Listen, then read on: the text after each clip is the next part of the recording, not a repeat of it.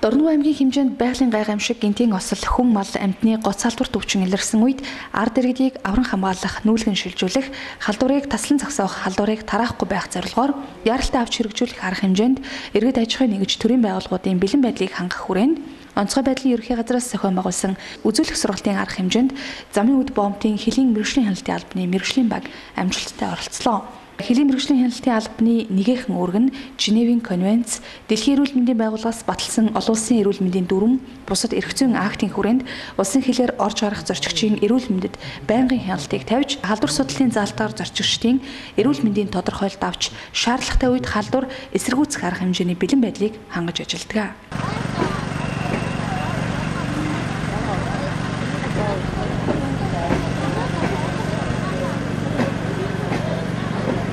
Тус үзүүлэх сургуулийн үеэр олон улсын суудлын галт тэргээр халдвар төвчнээс сэжигтэй зорчигч ирсэн тухай өгөөгдөл өгөгдсөний дагуу хөлийн мэргэжлийн хяналтын албаны баталсан гамшигаас хамгаалах дайчлах төлөвлөгөөний дагуу халдвар эсэргүүцэх мэргэжлийн баг яаралтай цуглар тохиогоор цуглаж суудлын галт тэргийг шалга нэвтрүүлэх алба бус сумын цагдаагийн хэлцтэй хамтран хамгаалтанд авч зорчигчийн хөдөлгөөнийг түргэх хорих арга хэмжээ авсан.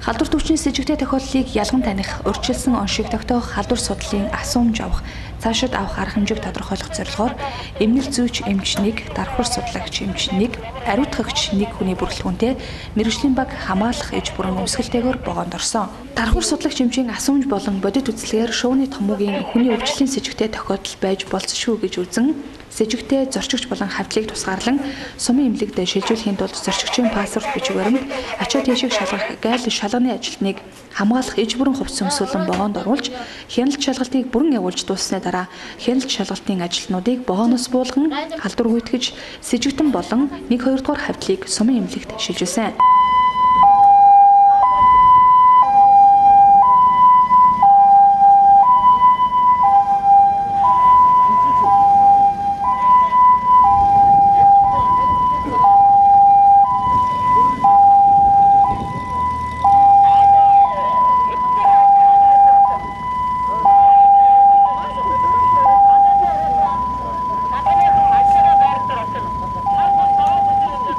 Үүний дараа богоонд мэргэжлийн баг эцсийн халдвар гүйтгэл хийлээ.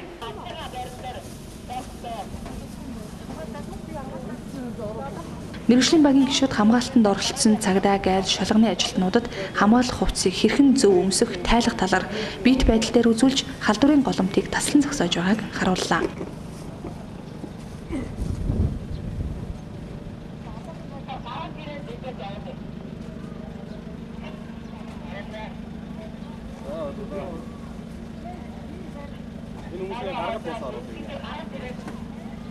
Гаргаж ирээд